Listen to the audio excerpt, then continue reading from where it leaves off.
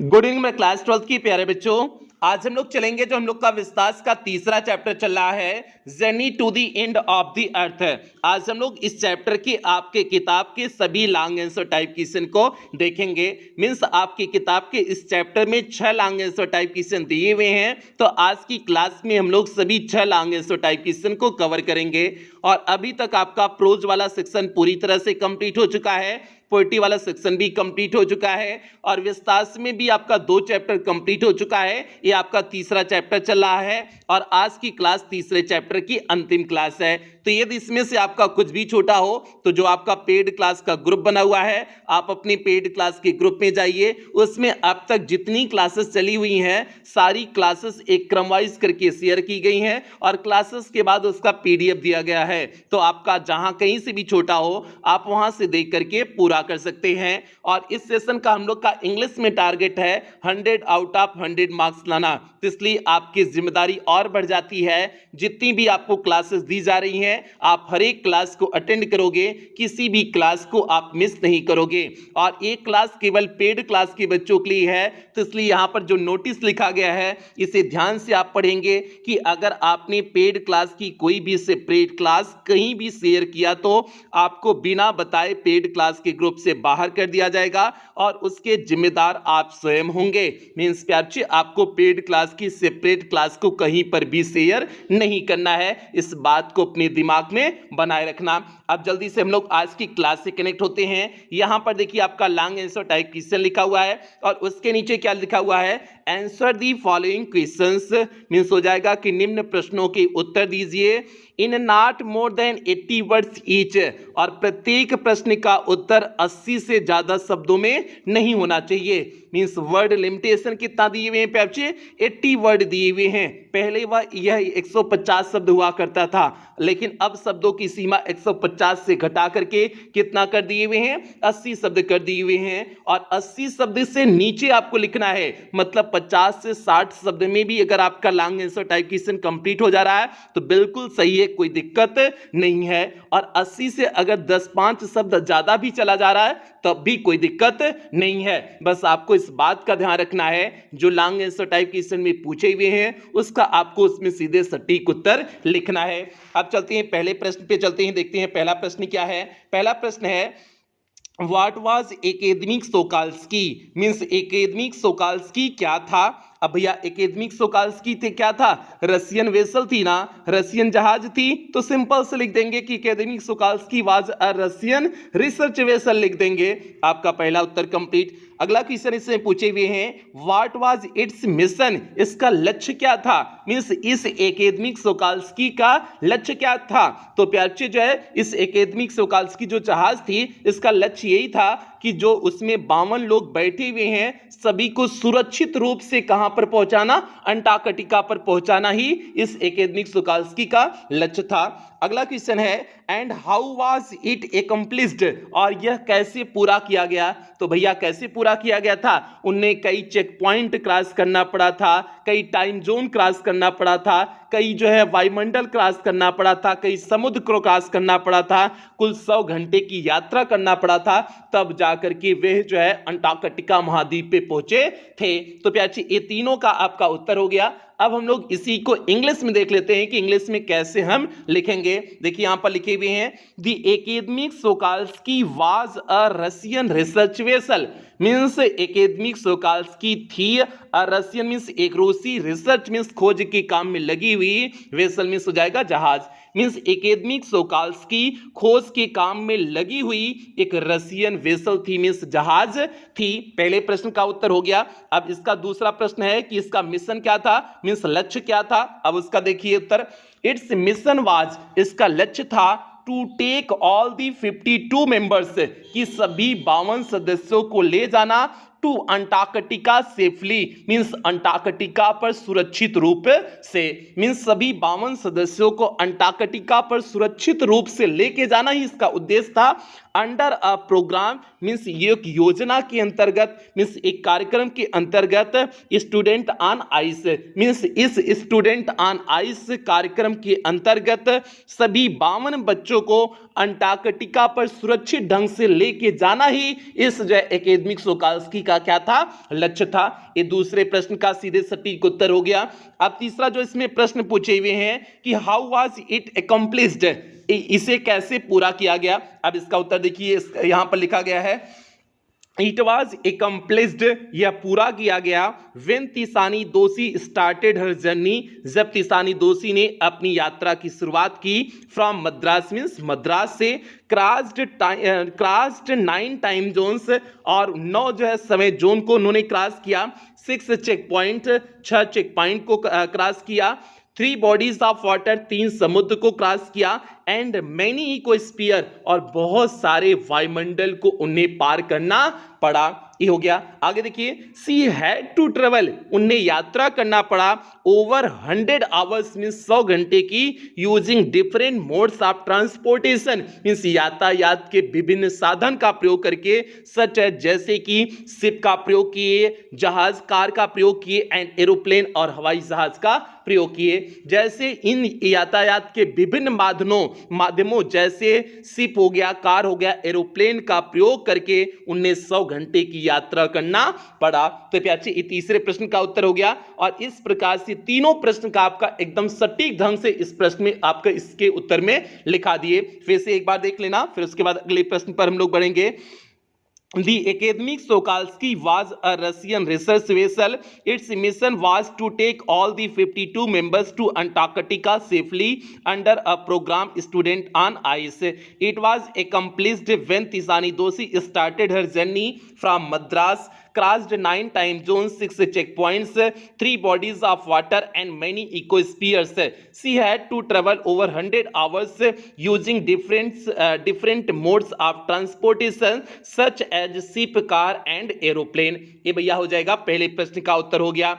अब चलते हैं दूसरे प्रश्न की तरफ बढ़ते हैं, देखते हैं दूसरा प्रश्न क्या है। और टारगेट को आपको भूलना नहीं है, इस टारगेट को दिमाग में सेट किए रहना है, ठीक है। अब देखिए दूसरा प्रश्न क्या है, व्हाट वाज गोंडवाना, गोंडवाना क्या था। अब भैया बताओ गोंडवाना क्या था। गोंडवाना एक सुपर कॉन्टिनेंट था ना, मींस एक विशाल मिश्रित दक्षिणी अतिमहाद्वीप था, मींस सुपर कॉन्टिनेंट था। ये उत्तर हो जाएगा। What had happened for 500 million years, मतलब 500 मिलियन वर्ष में क्या क्या घटित होता रहा। तो भैया क्या 500 मिलियन वर्ष में घटित होता रहा कि यह गोंडवाना थ्राइव्ड, मींस फलता फूलता रहा, और वहां पर कोई मानव जीवन नहीं था। तो यही सारी चीजें घटित हुई थी। अगला है how is Antarctica helpful, Antarctica कैसे मददगार है to find the history of earth, means पृथ्वी के इतिहास को जानने में, मींस पृथ्वी के इतिहास को जानने में अंटार्कटिका कैसे महत्वपूर्ण है। तो भैया कैसे अंटार्कटिका हेल्पफुल है, मींस लाभदायक है। तो सिंपल सी बात है कि वहां पर उसके जो है उसकी परत में, बर्फ की परत में 500 मिलियन वर्ष पुराना जो है कार्बन का रिकॉर्ड फंसा हुआ है। तो उससे जो है पृथ्वी का पूरा इतिहास पता चल जाता है। तो यही है प्यारे, इसका उत्तर हो जाएगा तीसरे का। अब देखिए इसका एक एक करके उत्तर आपको लिखा देते हैं कि कैसे लिखेंगे इसका उत्तर। पहला जो प्रश्न पूछा गया है कि व्हाट वाज गोंडवाना, गोंडवाना क्या था। अब इसका उत्तर देखिए क्या लिखे हुए हैं, Gondwana was a giant, Gondwana एक विशाल, अमलगमेटेड मीन्स होता है मिश्रित, एक विशाल मिश्रित, साउदर्न मीन्स होता है दक्षिणी, सुपर कॉन्टिनेंट मीन्स होता है अतिमहाद्वीप, मीन्स जो है गोंडवाना एक विशाल मिश्रित दक्षिणी अतिमहाद्वीप था। विच वाज एग्जिस्टेड, जो अस्तित्व में था, इन 650 मिलियन ईयर्स एगो, 650 मिलियन वर्ष पहले जो अस्तित्व में था। ये पहले प्रश्न का उत्तर हो गया कि गोंडवाना क्या था। ये इसका उत्तर हो गया कि Gondwana was a giant amalgamated southern super continent which was existed in 650 million years ago. अब आगे बढ़ते हैं, इसका जो दूसरा प्रश्न पूछे हुए हैं इसका उत्तर देखिए, फॉर 650 मिलियन ईयर्स, 650 मिलियन वर्ष तक गोंडवाना थ्राइव्ड, गोंडवाना जो है फलता फूलता रहा।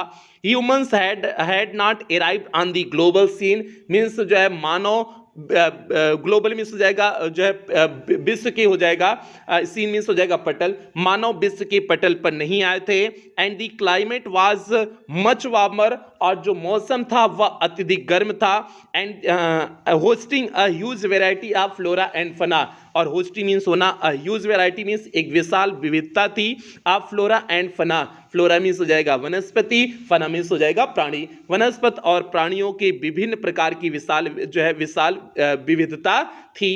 ये हो जाएगा आपका जो है दूसरे प्रश्न का उत्तर। अब जो है तीसरा जो इसमें प्रश्न पूछे हुए हैं कि how is Antarctica helpful to find the history of the earth, means Antarctica कैसे जो है पृथ्वी के इतिहास को जानने में मददगार है। अब इसका उत्तर देखिए, अंटार्कटिका इज हेल्पफुल, अंटार्कटिका मददगार है, to find the history of earth, पृथ्वी के इतिहास को जानने में, बिकॉज क्योंकि यहां से मेन उत्तर शुरू होता है, इट होल्ड्स इसमें है, इन इट्स कोर्स इसके परत में, 500,000 years old carbon record, means 500 million वर्ष पुराना कार्बन का रिकॉर्ड है, ट्रैप्ड फंसा हुआ है, in its layers of ice, इसके बर्फ के परत में, क्योंकि इसके बर्फ के परत में 500 मिलियन वर्ष पुराना कार्बन का रिकॉर्ड फंसा हुआ है। ये प्याची आपका उत्तर हो गया कि दूसरे प्रश्न का उत्तर हो गया। दूसरे में जो तीसरा प्रश्न पूछा गया था कैसे मददगार है, तो क्योंकि कार्बन रिकॉर्ड फंसा हुआ है और कार्बन रिकॉर्ड से ही पूरा इतिहास पता चल जाता है। तो ये हो गया आपका तीनों प्रश्न का। इस दूसरे प्रश्न में 3 प्रश्न पूछे थे, तीनों प्रश्न का ये सीधे सटीक उत्तर हो गया। उम्मीद करते हैं आपको तीनों प्रश्न के उत्तर अच्छी तरह से समझ में आ गए होंगे। तो भैया आगे चले ना, तीसरे प्रश्न में चले ना, देखते हैं तीसरा प्रश्न क्या है। और वीडियो को लाइक करो चाहे ना लाइक करो, कोनो दिक्कत नहीं है, बस वीडियो को शेयर आपको नहीं करना। अगर शेयर इस वीडियो को कर दिए तो भैया ग्रुप से निकाल देंगे, तो फिर आपकी जिम्मेदारी है, ठीक है, हमारी जिम्मेदारी कोई भी नहीं रह जाएगी। आगे चलते हैं, तीसरे प्रश्न पे चलते हैं। तीसरा प्रश्न है, What is the most hotly contested environment, अच्छा यहाँ पर है, What is there on Antarctica, means Antarctica में क्या है, What is there मीन्स वहाँ क्या है, on Antarctica मीन्स अंटार्कटिका में वहाँ पर क्या है। तो भैया अंटार्कटिका में क्या है, 90% तो बर्फ ही है ना, मीन्स 90% वहां पर क्या है, पूरे पृथ्वी का जितना बर्फ है वहां पर 90% उसका जो है बर्फ वहां पर भाग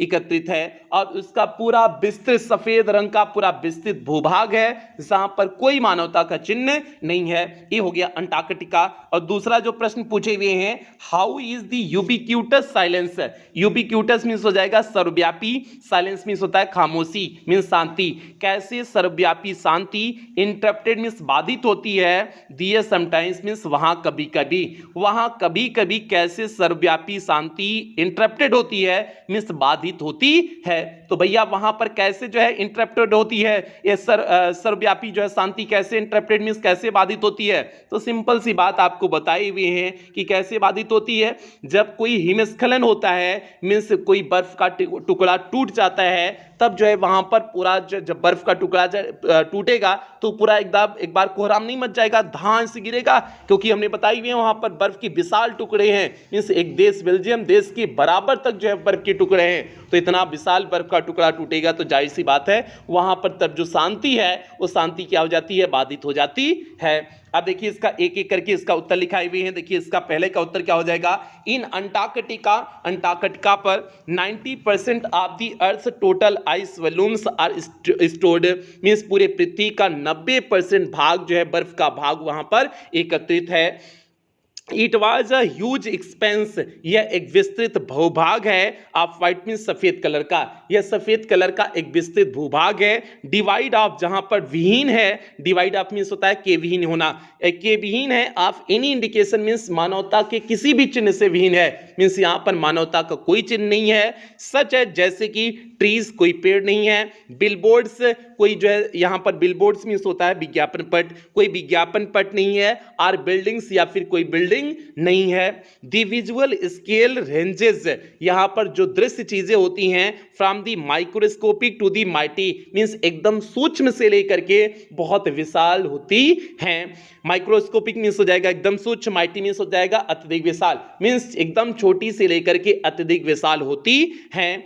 और विशाल में क्या होगा, मिजेस एंड मिड्स मींस छोटे कीड़े मकोड़े से, टू ब्लू वेल्स मीन्स नीली वेल तक जो है यहाँ पर प्राणी पाए जाते हैं। मीन्स छोटे मोटे कीड़े मकोड़े से लेकर के मिसेस एंड मेट्स मीन्स हो जाएगा छोटे मोटे कीड़े मकोड़े हो जाएगा। टू ब्लू वेल्स मीन्स बड़ी विशाल जो है ब्लू वेल्स भी वहां पर पाई जाती हैं। अब भैया ब्लू वेल मीन्स ये मछली है, मछली अपनिये में पाई जाएगी ना, तो वही चीज है।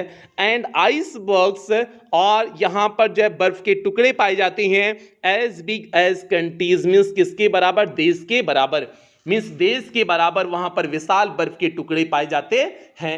ये हो गया आपका पहले प्रश्न का उत्तर। अब वहां पर शांति कैसे बाधित होती है, इसका उत्तर देखिए। There sometimes मीन्स वहां कभी कभी यूबिक्यूटस साइलेंस, यूबिक्यूटस मीन्स हो जाएगा सर्वव्यापी, साइलेंस मीन्स हो जाएगा शांति। वहां पर कभी कभी सर्वव्यापी शांति इंटरप्टेड मीन्स बाधित होती है only by the occasional avalanche, जब आकस्मिक एवलांस होता है। एवलांस मीन्स क्या होता है, हिमस्खलन मीन्स बर्फ का टूटना, मीन्स आकस्मिक जब वहां पर बर्फ टूटती है तब जो है वहां पर शांति बाधित हो जाती है। आर काल्विंग आइसिट, या फिर बर्फ का टूटना आइसिट मीन्स हो जाएगा बर्फ की परत हो जाएगा, काल्विंग मीन्स हो जाएगा टूटना, या फिर बर्फ की परत जब टूटती है तब वहां पर जो है शांति क्या हो जाती है, बाधित हो जाती है। कंसेक्रेट्स द प्लेस, और जो इस स्थान को पवित्र बना देती है, अर्थात जब बर्फ टूटेगी मीन्स हिमस्खलन होगा तो वो सारा पानी में कन्वर्ट हो जाएगा, पानी में कन्वर्ट हो जाएगा तो मीन्स एकदम पवित्र स्थान बन जाता है। तो प्याची ये हो गया आपका तीसरे प्रश्न का सीधे सटीक उत्तर हो गया। तीसरे प्रश्न में 2 प्रश्न पूछे थे, दोनों का हमने उत्तर एकदम शानदार ढंग से आपको बता दिए। एक बार फिर से देख लो, फिर आपके चौथे प्रश्न की तरफ लेके चलते हैं। तीसरा प्रश्न फिर से एक बार देख लो। In Antarctica, 90% of the Earth's total ice volumes are stored. It was a huge expanse of white divide of any indications such as trees, billboards, or buildings. The visual scale ranges from the microscopic to the mighty, misses and meets to blue whales and iceberg as big as countries. There sometimes a ubiquitous silence interrupted only by the occasional avalanche or calving ice sheet consecrates the place. ये हो जाएगा तीसरे प्रश्न का सीधे शानदार ढंग से उत्तर। अब हम लोग चलेंगे चौथे प्रश्न की तरफ बढ़ेंगे और फिर कहेंगे वीडियो को आपको कहीं पर शेयर नहीं करना है। आगे चलते ही चौथे प्रश्न की तरफ बढ़ते हैं, देखते हैं चौथा प्रश्न क्या है। चौथा प्रश्न है, What is the mostly hotly contested environmental debate of our time? ध्यान देना, what is मीन्स क्या है, the mostly मीन्स सबसे, the most मीन्स सबसे अधिक, hotly मीन्स हो जाएगा ज्वलंत, contested मीन्स हो जाएगा विवादास्पद, environmental मीन्स हो जाएगा पर्यावरणीय, debate मीन्स हो जाएगा बहस, of our time मीन्स हमारे समय की, मीन्स हमारे समय की सर्वाधिक सर्वाधिक जो है ज्वलंत विवादास्पद पर्यावरणीय बहस क्या है। तो भैया पर्यावरणीय बहस क्या है, इसमें क्लाइमेट चेंज है ना, जो मौसम परिवर्तन हो रहा है, जो टेम्परेचर बार बार बढ़ता चला जा रहा है, यही तो सबसे ज्वलंत जो है इन्वायरमेंटल डिबेट है, क्लाइमेट चेंज है। भैया क्लाइमेट चेंज अगर जो है वातावरण ऐसे ही गर्म होता चला जाएगा तो एक समय ऐसे आएगा कि अंटार्कटिका पर जितनी बर्फ है सारी बर्फ पिघल जाएंगी, और सारी बर्फ पिघल जाएंगी तो यहीं पर पृथ्वी पे आएंगी, सारा उधर जो है ग्लेशियर बन जाएगा, ग्लेशियर बनकर इधर ही आएगा तो इसलिए पूरा पृथ्वी डूब जाएगा। तो इसलिए खतरा लगातार बना हुआ है, तो इसलिए ये जो है ग्लोबल वार्मिंग को कंट्रोल किया जाता है। तो वही चीज़ है, तभी कहते हैं जंगल जो है ज़्यादा काटा न जाए, जो ओवर पॉपुलेशन हो रहा है इसकी वजह से भी चीज़ें हैं, बहुत सारी चीज़ें अभी आपको बताएंगे। तो सबसे जो है ज़्यादा जो ज्वलंत जो है मुद्दा कौन सा हो गया, सिंपल सा आपका यही हो गया कि क्लाइमेट चेंज का हो गया। अगला प्रश्न इसमें जो पूछे हुए हैं, how can the factors destroying the environment be controlled, means इसे कैसे नियंत्रित किया जा सकता है, जो पर्यावरण को तहस नहस कर रहे हैं उन्हें कैसे नियंत्रित किया जा सकता है, ये प्रश्न पूछे हुए हैं। डिस्कस, इस पे चर्चा करिए। अब कैसे नियंत्रित कर सकते हैं प्याचे, जंगल को बचा करके नियंत्रित कर सकते हैं, ओवर पॉपुलेशन जो हो रहा है उससे नियंत्रित करके जो है हम कर सकते हैं, बाकी जो इतना अर्बनाइजेशन हो रहा है मीन्स शहरीकरण हो रहा है उससे जो है रोक करके हम कर सकते हैं, बहुत सारी चीजें हैं, आपको अभी लास्ट में बता देंगे। अब प्याचे देखिए इसका उत्तर कैसे लिखे हुए हैं।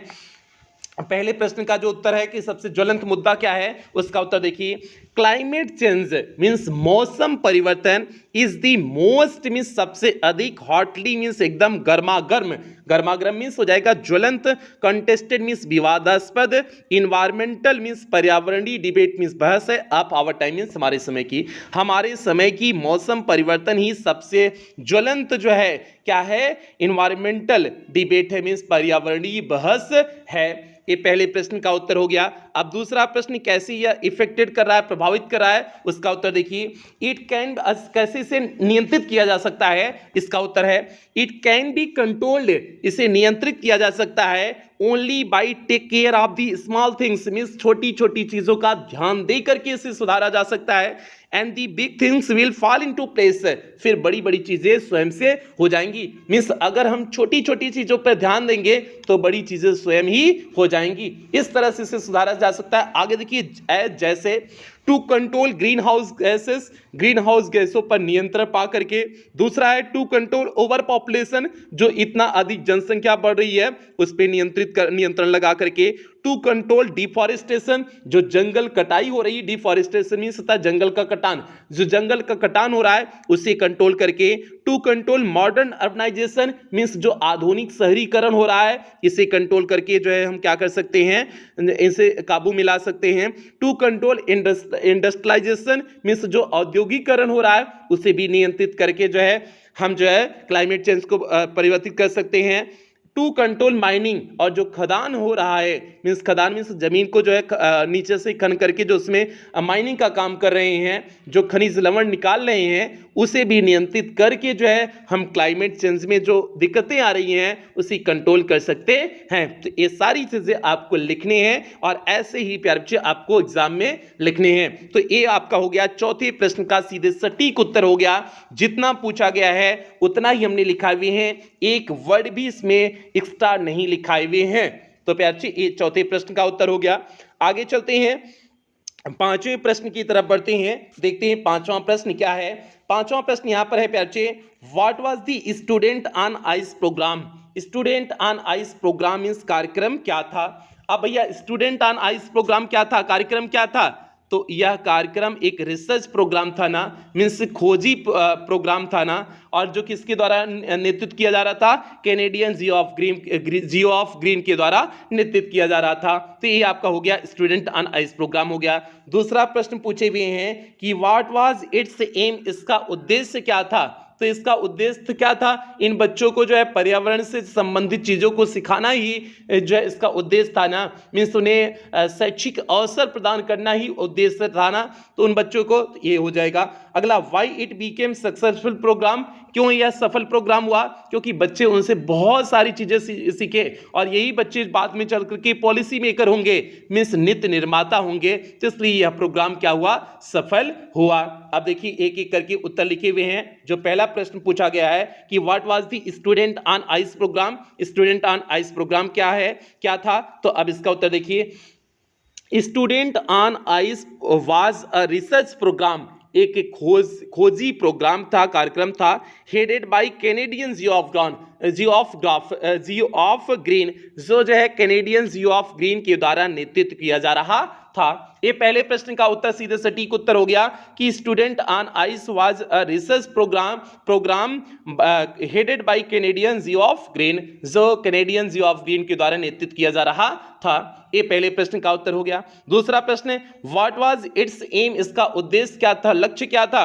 अब इसका उत्तर देखिए, इट्स एम वाज, इसका लक्ष्य था to provide the student an ample opportunity, means बच्चों को पर्याप्त अवसर प्रदान करना, to understand Antarctic continent, means इस अंटार्कटिक महाद्वीप को समझने के लिए बच्चों को पर्याप्त अवसर प्रदान करना इसका उद्देश्य था। एंड हाउ ग्लोबल टेम्परेचर, और कैसे यह जो है global temperature can be a big threat, एक बड़ी धमकी हो सकती है, टू ह्यूमन एग्जिस्टेंस, मीन्स मानव के अस्तित्व के लिए, मानव के अस्तित्व के लिए कैसे यह ग्लोबल टेम्परेचर एक जो है बड़ी धमकी हो सकती है, इसे भी समझने के लिए जो है वहां पर बच्चे गए हुए थे, यही उसका उद्देश्य था। मीन्स यही जो है वहां पर बच्चों को लेके जाना उद्देश्य था। पहला जो है उन्हें शैक्षिक अवसर मिल जाएगा, मीन्स अंटार्कटिका महाद्वीप को समझने का अवसर मिल जाएगा, और कैसे ग्लोबल टेम्परेचर पृथ्वी के लिए खतरा बना हुआ है इसे भी समझने में उन्हें मदद मिल जाएगी। तो ये उसका उद्देश्य था।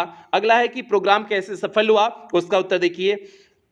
It became a successful programme, यह एक सफल प्रोग्राम हुआ, कार्यक्रम हुआ, बिकॉज क्योंकि it offers the future generation, यह भावी पीढ़ी को प्रदान की a policy maker of life, means life changing experience, means भविष्य के निर्माता वाले बच्चों को इसने प्रदान किया। A life changing experience means जीवन को बदल देने वाले अनुभव को प्रदान किया। एट एन एज मीन्स उस अवस्था में प्रदान किया। व्हेन दे आर रेडी, जब वे तैयार हो रहे थे। टू अब्जॉर्ब मीन्स ग्रहण करने के लिए, लर्न मीन्स सीखने के लिए, एंड मोस्ट इंपॉर्टेंटली और बहुत अत्यधिक महत्वपूर्ण रूप से एक्ट मीन्स कार्य को करने के लिए जब तैयार हो रहे थे तब उन्हें ये सारे ऐसे जीवन को बदल देने वाले अनुभव दिए गए थे। तो इसलिए यह प्रोग्राम क्या हुआ, बिल्कुल बहुत अधिक क्या हुआ, सफल हुआ। क्योंकि ये बच्चे जब अनुभव किए रहेंगे कि किस तरह से टेम्परेचर का खतरा है, मीन्स टेम्परेचर बढ़ जाएगा तो क्या हो जाएगा, ग्लेशियर पूरा पिघल जाएगा तो क्या हो जाएगा, अनुभव किए रहेंगे तो जब आगे चल करके पॉलिसी मेकर होंगे, मीन्स कोई अपने देश के लिए नीति बनाएंगे तो उन सारी चीजों का ध्यान रखेंगे। तो इसलिए यह प्रोग्राम क्या हुआ था, सफल हुआ था। ये प्यारे आपका हो गया चौथे पांचवें प्रश्न का सीधे सटीक उत्तर हो गया। एक बार फिर से देख लेना, फिर उसके बाद अंतिम प्रश्न की तरफ हम लोग आगे बढ़ेंगे। पांचवा प्रश्न एक बार फिर से देखना। Student on Ice was a research program headed by Canadian Geo of Green. Its aim was to provide the students an ample opportunity to understand Antarctic continent and how global temperature can be a big threat to human existence. It became a successful program because it offers the future generation of policy makers a life-changing experience at an age when they are ready to absorb, learn and most importantly act. ये प्यारे आपका हो गया पांचवें प्रश्न का सीधे सटीक उत्तर हो गया। अब हम लोग अंतिम प्रश्न की तरफ बढ़ेंगे। देखते हैं आपका आज की क्लास का अंतिम प्रश्न क्या है। प्यारे अंतिम प्रश्न है डिस्क्राइब मीन्स व्याख्या करिए दी पैसेंजर्स मीन्स यात्रियों का, ट्रेडिंग मीन्स कदम रखने का, ऑन अंटार्कटिका मीन्स अंटार्कटिका पर, मीन्स यात्री गरों के अंटार्कटिका पर कदम रखने की व्याख्या कीजिए। ट्रेडिंग मीन्स होता है कदम रखना, मीन्स जो है यात्रियों का जो है अंटार्कटिका पर कदम रखने की व्याख्या करिए। तो भैया कैसे जो है कदम लिखे थे, तो उन्होंने एक बड़ा विशाल जो भूदृश्य देखे थे, मीन्स सफेद भूदृश्य दिखे थे, सभी आश्चर्यचकित हो गए थे ना, तो यही उनका अनुभव था। अगला है व्हाट लाइफ वाज सर्वाइविंग दियर, वहां पर कौन सा जीवन जो है सर्वाइव कर रहा था, मीन्स जीवित था। तो भैया कौन सा जीवन था, कुछ भी जीवन नहीं था, वहां 90% क्या था, बर्फी था। अगला है and what did they learn from Antarctica, और वे अंटार्कटिका से क्या सीखे। तो अंटार्कटिका से यही सीखे कि हम किधर जा रहे हैं जीवन में और कहाँ पर हमें जाना चाहिए, क्या करना चाहिए, क्या नहीं करना चाहिए, कैसे ग्लोबल टेम्परेचर को कंट्रोल करना चाहिए, यही सारी चीज़ें सीखे हुए थे ना। वो सारी चीज़ें आपको प्रश्न के उत्तर में देखने को मिल जाएगा। अब देखिए इसका उत्तर कैसे लिखे हुए हैं। पैसेंजर्स फर्स्ट इमोशन मीन्स यात्रीगणों का पहला इमोशन मीन्स भावना थी on facing Antarctica means Antarctica के, एक्सपेंसिव मीन्स विस्तृत, वाइट मीन्स सफेद जो है, लैंडस्केप मीन्स भूदृश्य का, मीन्स सफेद विस्तृत भूदृश्य का देखने की भावना, एंड अनइंटरप्टेड ब्लू हॉरिजन, और जो है बिना बाधित मीन्स जो है अनंत रूप से जो नीले कलर का हॉरिजन मीन्स जो है जो क्षैतिज रूप से फैला हुआ था। मीन्स जो है ये हॉरिजन होता है जहाँ पर पृथ्वी और आकाश मिलते हुए दिखाई पड़ते हैं, उसे बोलते हैं हॉरिजन बोलते हैं। तो हॉरिजन तक पूरा जो है ये अनइंटरप्टेड नीले कलर का जो हॉरिजन था, मैं हॉरिजन का मुझे शुद्ध हिंदी नहीं ध्यान में आ रहा है, इसका हिंदी ध्यान नहीं है, 36-20 का हिंदी नहीं होता है, कुछ और हिंदी होता है, अभी इस समय ध्यान नहीं आ रहा है, आपको बता देंगे, कमेंट बॉक्स में आप कमेंट करिएगा, हम बता देंगे आपको, ठीक है। हॉरिजन का हिंदी नहीं ध्यान आ रहा है, इसका हमने आपको मीनिंग बता दिए, जहाँ पर पृथ्वी और आकाश जो है मिलते हुए प्रतीत होते हैं उसी को बोलते हैं हॉरिजन बोलते हैं। आप कमेंट बॉक्स में इसका उत्तर बताना, क्योंकि हमने हिंदी एक्सप्लेनेशन में आपको इसको बताए हुए थे, तो इसलिए कमेंट बॉक्स में आप इसका उत्तर बताना कि हॉरिजन मीन्स क्या होता है। है। ठीक है, तो ये पूरा जो है विस्तृत जो इसका अंटार्कटिका का विस्तृत सफेद भूदृश्य था और इंटरप्टेड ब्लू हॉरिजन था, नीले कलर का जो हॉरिजन था, वहां पर जो इनकी भावना थी, पहली भावना थी वह रिलीफ मीन्स एकदम आराम की भावना थी, शांति की भावना थी।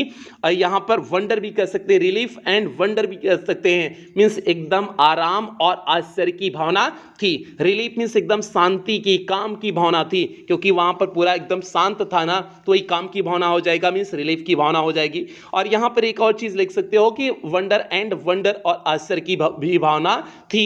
अगला है दे वंडर्ड, अब देखो यहां पर लिख दिए हुए हैं इसलिए यहां पर नहीं लिखे हुए हैं। दे वंडर्ड, वे आश्चर्य कर रहे थे, इट्स इमेंसिटी, इसकी विशालता पर आश्चर्य कर रहे थे, इट्स आइसोलेशन, इसके अलगाव पर आश्चर्य कर रहे थे, बट मेनली, लेकिन मुख्य रूप से, at how there could ever have been time, means ever have time means कैसे एक समय था, when India and Antarctica were part of the same land mass, means जब भारत और अंटार्कटिका एक ही भूभाग के जो है क्या थे, अंश थे, उस पे भी ये लोग क्या कर रहे थे, आश्चर्य कर रहे थे। आगे देखिए, ये तो आपका पहला जो है प्रश्न का उत्तर हो गया। अब वहां पर कौन सा लाइफ सर्वाइव कर रहा था, उसका उत्तर देखिए, there was no life surviving, वहां पर कोई जीवन नहीं था, here only 90% of the earth total ice volumes, यहां पर केवल पूरे पृथ्वी का 90% भाग जो है बर्फ इकट्ठा था, और स्टोर्ड मीन्स इकट्ठा था, मीन्स यहां पर केवल पूरे पृथ्वी का 90% भाग जो है स्थित था, जो है स्टोर था, बाकी यहां पर कोई जीवन नहीं था। अब अगर हम जीवन में लिखना चाहें, मानव जीवन तो नहीं था, लेकिन वहां पर कुछ केकड़े थे, ब्लू व्हेल्स थी, इन सारी चीजों को अगर हम लिखना चाहें तो लिख सकते हैं। आपका मन करे, हमने यहां पर नहीं दिखाई हुई है, लेकिन अगर आप लिखना चाहेंगे तो वहां पर लिख सकते हैं, क्योंकि वहां पर ब्लू व्हेल्स देखा गया था, इसके साथ देखा नहीं गया था, चर्चा किया गया था, मतलब था केकड़े की चर्चा किया गया है, तो जो सारी चीजें चर्चाएं की गई हैं आप उससे लिख सकते हो, कोई दिक्कत नहीं है। मिसेस एंड मेट्स का चर्चा किया गया था, छोटे कीड़े मकोड़ों की चर्चा किया गया था, आप उससे लिख सकते हो, ना लिखने का मन हो तो कोई दिक्कत नहीं है। अब तीसरा प्रश्न का उत्तर देखिए, फ्रॉम अंटार्कटिका मींस अंटार्कटिका से, वन कैन लर्न मींस कोई भी सीख सकता था, where we have come from कि हम कहां से आए हैं, कहां से आए हैं मींस पृथ्वी का इतिहास कोई भी जान सकता था, and where we could possibly be heading और हम किधर को जा रहे हैं, अर्थात हम कैसे अपने पूरे पृथ्वी के नष्ट की तरफ, बर्बादी की तरफ हम जा रहे हैं, उसे भी कोई भी व्यक्ति जान सकता था। एंड दे आल्सो लर्न, और वे ये भी सीख सकते थे, मैनी अदर थिंग्स, और बहुत सारी अन्य चीजों को भी वे क्या कर सकते थे, सीख सकते थे। ये प्यारे आपका हो गया जो है, ये आपका छठे प्रश्न का सीधे सटीक उत्तर हो गया। छठे प्रश्न का सीधे सटीक उत्तर एक बार फिर से देख लो, फिर इसके बाद क्लास की समाप्ति करेंगे। Passengers first emotion on facing Antarctica's expensive white landscape and uninterrupted blue horizon were relief and wonder जोड़ना चाहो तो जोड़ सकते हो। They wondered at its immensity, its isolation, but mainly at how there could ever have been a time when India and Antarctica were part of the same land mass. There was no life surviving. Here only 90% of the Earth's total ice volumes are stored. From Antarctica, one can learn where we have come from and where we could possibly be heading. And they also learned, और उन्होंने ये भी सीखा, many other things means बहुत अन्य सारी चीज़ों के बारे में भी उन्होंने सीखा। तो प्यारे ये हो गया आपका छठे और अंतिम प्रश्न का सीधे सटीक उत्तर हो गया। अब आज की क्लास की समाप्ति ही करेंगे और अब आपका चौथा चैप्टर है प्यारे दी इन मी, और दी इन मी काफी लंबा चैप्टर है। इसकी क्लास आपको थोड़ा सा लेट हो सकता हो, 4-6 दिन बाद मिले, लेकिन क्योंकि आपको पता है कि बहुत लंबी क्लास है, मीन्स 6 से 7 घंटे की इसकी हिंदी एक्सप्लेनेशन की क्लास होगी। अब उसे मैटर तैयार करने में और 6 से 7 घंटे की हिंदी एक्सप्लेनेशन की क्लास लेने में हो सकता हो थोड़ा सा टाइम लग जाए, मतलब ज़्यादा टाइम नहीं लगेगा, 3 से 4 दिन लग सकता है। तो इसलिए आप लोग थोड़ा सा अगले चैप्टर में इंतज़ार कर लेना। इंतज़ार हमने रीज़न बता दिए, क्योंकि बहुत लेंदी चैप्टर है। जो इनमी वाला चैप्टर, चौथा चैप्टर है, बहुत लेंथी चैप्टर है, तब तक आप लोग रिवीजन करते रहना। तो प्यारे बच्चे, ये आज की क्लास हो गई। बाकी जो बच्चे आपके साथी यार यदि कोई पेड क्लास में एडमिशन लेना चाहता हो, इस नंबर पे कॉल करके पेड क्लास में एडमिशन ले सकता है। बाकी प्यारे बच्चे, आपको पूरा प्रोसेस पता है कि एडमिशन कैसे होता है। बाकी जो है लास्ट में यही कहेंगे कि आपको इस क्लास को कहीं पर भी शेयर नहीं करना। अगर आपने क्लास को शेयर किया तो सीधे आपको ग्रुप से बाहर कर दिया जाएगा, बस बात समाप्त।